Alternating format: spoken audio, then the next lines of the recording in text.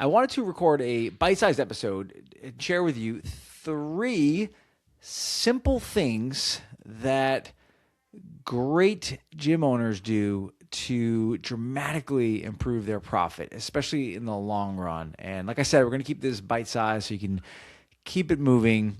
But yeah, after working with so many gym owners and just seeing the subtle but not so subtle differences in the ones that are just dramatically more profitable, especially over time.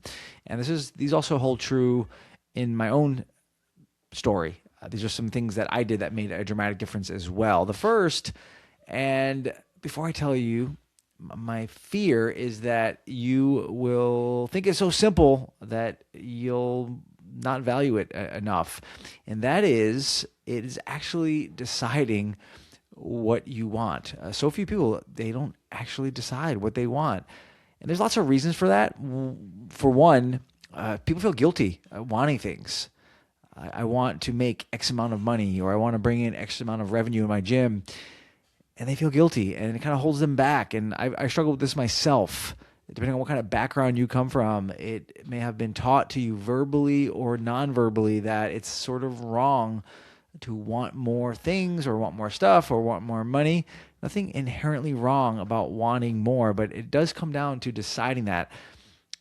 In my case, when I didn't really decide what I wanted, I was actually making good money. This is going back over 20 years. I was making over six figures with everything together that I was doing at the time, my job and my business.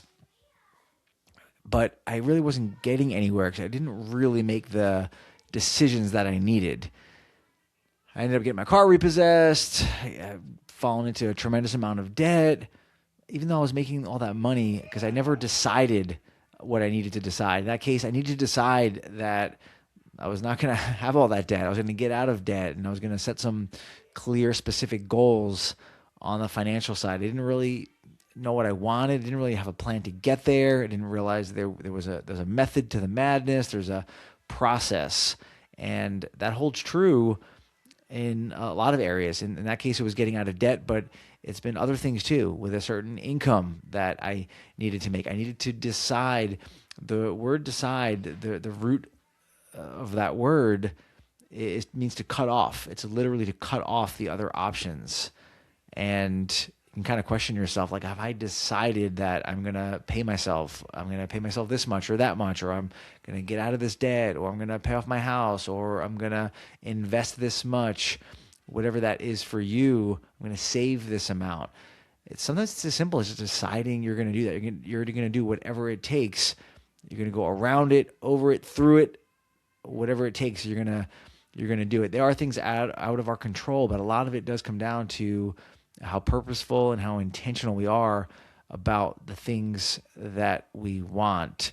Spend some time doing that. And for me, we decided early on that my wife was going to not work outside the house, and we had to decide we were going to make that work. And that required certain sacrifices. Maybe I had to put in a little more work at times, or maybe we had to not go on the vacation at one point, or share the one car, whatever it was that we did early on. We made a conscious decision to do that, and we have no regrets because it's what we wanted. Along those same lines, there are decisions that we all have to make. The very best, understand that you could have the hard now or the hard later. We tell it to our clients sometimes with their fitness. It's the same thing with business, with money, with leadership. What's that hard decision that you need to make? Maybe it's firing somebody that really shouldn't be there. Maybe it's making a hire, and it's hard to do right now because there's a lot going on. You don't want to add anything else. Maybe it's a difficult conversation with a client or with a team member, or even somebody in your personal life. What's that thing you do? Maybe it's deciding that I need to get on top of these finances. I need to stop making excuses. I need to take responsibility. I need to take an action to move closer to my goal. It's not going to happen on its own. Make that decision. A little tough love today. And the last piece on the decision side is deciding. And by the way, I mentioned already, but yeah, I've struggled with all of these. This one, I'm kind of wired to work hard. I've always sort of been a hard worker. My dad was a hard worker. Grind, get after it. I'll do what it takes. And there is a little bit of a cost to that, or it could be a lot of a cost. But sometimes what that does is you end up working harder, but not smarter. That's why oftentimes, and even in my case, there may have been a cap because you can only work so hard and you can't keep producing more and more results with the same hard work. The definition of insanity is doing something different or doing something the same and expecting a different result. I like the analogy of the magnifying glass. So I'm talking about leadership. It's deciding to be a leader. And what that looks like in practice is the magnifying glass is the managing. So that's breathing down people's neck. It's checking in on everybody. It's really just sort of being an inspector of what needs to get done. And it's not all bad, but a leader is different. A leader looks not through the magnifying glass, but through the telescope. It looks forward. It looks out there and beyond. It's driving the vision of the enterprise. It's providing healthy accountability. Healthy accountability is not just checking in. It's being supportive, being helpful, asking good questions, being a good coach to those you lead. It's casting the vision. This is where we're going. This is why it's exciting. I'm excited about it. Getting people on board with that. It's making those decisions. Kind of sum up the decision side. It's deciding what you want. It's making those hard decisions early, and it's deciding to lead rather than manage. That's the first section here in the three things that good gym owners do to dramatically increase their profits. The second one is they lead through mission, vision, and values. And I'll go through each one briefly. The mission answers three questions. It's who you help. Who do you help? We help people. We help people in this city. We help men. We help women. We help people over age 50. Whatever that is, it's pretty straightforward. It's what the result is. So they transform their lives. They lose weight. They live longer. They live better. Whatever the result is that they get, and how you do it. It's just three things in one statement. We help men over 40 to be the healthiest fathers they can be through one-on-one personal training. That's not necessarily the best example, but hopefully you get the point. That's the mission. The vision is where is this thing going? You could look out, and you should, 10 years. Where are we going to be in 10 years? Where are we going to be in 5 years? But I like to reference a 3-year vision. It's far enough out there that a lot of change can happen, but it's also close enough that you can kind of get a feel for how it's going to be. You can see it out there. I like 3 years for a vision. You're painting the picture of where we're going, and that's in all the different areas. It's personal too, but we're talking business. It's going to be your team. What is that going to look like? Who's on board? The culture, what's going to look like and feel like in the business. What's the marketing going to feel and be like? What are the clients going to be saying? What are you going to be known for? Just the full picture. What it's going to smell like and sound like. Taking some time to think about where it's going, because if you don't do that, it's just going to kind of end up somewhere. It may not be where you want. So you want to get some, even if you get clarity on where you want it to go, it's still going to be tough, but it's next to impossible if you don't have clarity. So similar to deciding what you want, you got to paint that vision. I got into goal setting and early on and was pretty basic with it. And then along the way, got more into it, learned about vision, got into that, and started getting some really good results. We were cranking in our business on Long Island, New York, and I created a 3-year vision at one point where we were doing well, and it was a lofty vision. We had some big things we wanted to do, had some big targets. I was moving along, and I began to get discouraged because I realized that we weren't going to achieve our vision. And I remember feeling so disappointed and talking to my coach at the time, and he taught me a valuable lesson. He said, Billy, the reason for doing a vision is not because you're going to hit that target 100% of the time. The reason for doing the vision is because of the person you become in working toward that vision and chasing that vision. It's the character that's developed. It's the skills that are developed. It's all of those things. It's the person you become. Like Jim Rohn said, become a millionaire not because of the money, but because of the person you become. There's certain traits you have to have. I'm just using that example for the millionaire. You can't be a millionaire without having some patience, without having some hard work, without having some delayed gratification. So those things are good for you in so many different areas. We could even take that to the spiritual realm. And it's like the better we manage what we have here in terms of our money, then the more we're going to be rewarded in the spiritual sense, because we can handle more, and we're proving that. If we can't handle $20, you're probably not going to get $100. I say all that to say that it's important to think about these things and to get that to build yourself into the person you need to become. So who do you need to become to achieve X, Y, and Z? So I like to say, when that coach gave me that conversation, it all clicked and everything was great, but no, I still felt disappointed, and I still do sometimes when I don't hit my targets. But yeah, I'm getting better. I'm a work in progress like you. But that's the vision and the values. There's a lot to do. There's a lot with values. I could probably do a whole episode on values. So if you're interested in that, I would love to hear that from you, and maybe I'll put that together. I just to give you a reference, I like Pat Lencioni on values, is really good. You got to do what works for you. He has some kind of rules and things like that. One of them is to only have 3 core values, because you forget more than that, or you're not going to remember 6. 3 is good, 5 is good, 4 is good, 2 is good, somewhere in that range. I think he does say that, but I know 3 is sort of like a magic number. There are different types of values. There are accidental values. Those are the values that just sort of happen over the course of you falling into the habits and patterns that you do. It's very common in families. You'll see there's certain things that go on in families. Maybe your family of origin, there were things like that where you didn't talk about certain things, just kind of known, even though it was never verbalized. Those are accidental values. Usually they're not the most positive things. They can be, but usually not. There are aspirational values. Those are things that you are trying to become and you're not quite there yet. Like, for example, let's say I wanted to be generous, but I was working on it, right? I just wasn't really there yet. That's an aspirational value. There's nothing wrong with it. There are what's called pay-to-play values. Those are values that aren't really unique to you, but they're things that kind of everybody needs to be successful, especially in that industry.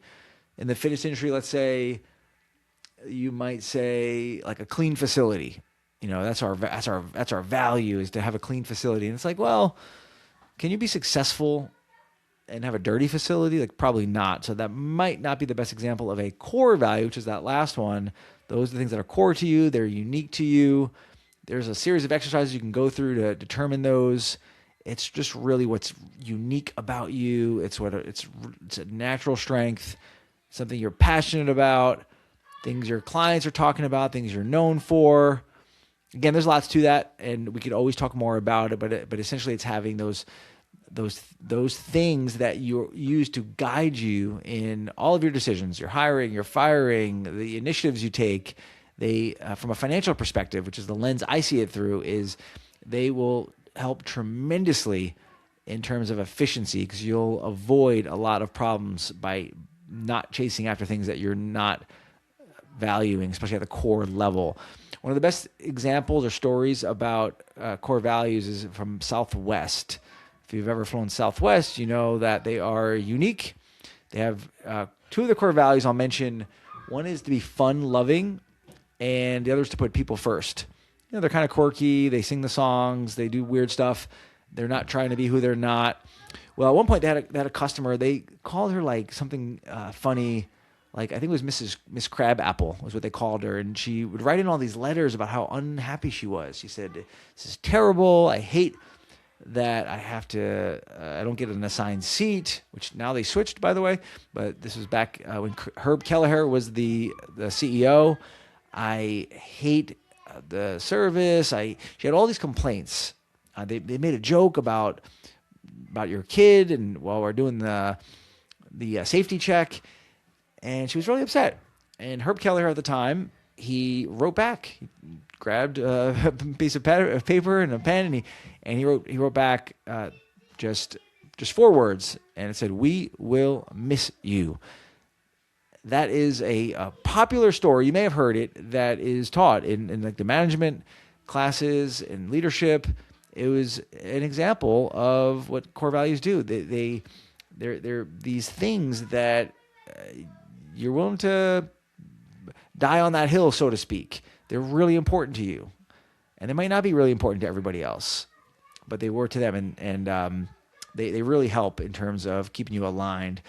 That's the second piece I wanted to share, was the mission, vision, and values. And the very last one is that they really are disciplined and prioritize the sales and even their pricing. So when I say sales, is they're just allocating enough time to that area. I think it's the greatest opportunity for really all business owners, especially for the gym owners that we see, is that they're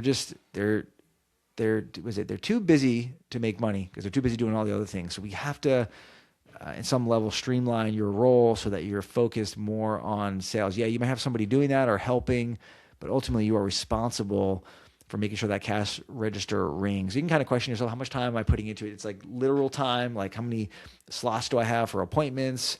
Maybe it's follow-up or prospecting. And then from there, it's what are we doing to improve in that area? How much training am I getting in that area? How many books am I reading? Books are great. I do like sales books. There's some good ones. But sales is the kind of thing that you like a lot of things, you do have to do it to get better at it. So how am I doing that? Am I role playing? Am I practicing? Am I preparing for the sessions that I have coming up? When was the last time you actually like scripted out? Even if it's a template that you use, everybody's unique and you want to treat them that way. They're going to pay you a lot of money. Think about that. Like, what are the questions you're going to be asking? How is that going to play out? Given that the time, maybe then reviewing your sales meetings. What could you possibly have done better? It's a really good opportunity. Pricing, there's a lot behind it. You know, we look at pricing and there's different factors that go into that. You know, we base it on the rest of the market. We want to try to kind of match the other businesses. We want to make sure we're profitable. We have to pay our staff a certain amount. We look at our past pricing. But this is I won't belabor this because I do have a lot on this. Maybe I'll do another episode on it. But a lot of times we kind of know we should raise our prices. I have all these examples. There's one guy I hemmed and hawed for a long time, had so much anxiety over it. And then when I finally raised the rates, he barely blinked. It was literally like a 5-second conversation. He was totally fine. And it's all in our heads a lot of times. We're so nervous. We question our value. The big one, even for me, and I see with a lot of others, is we kind of project our own personalities into other people. So I'm somebody that works out every day. I don't need a trainer per se.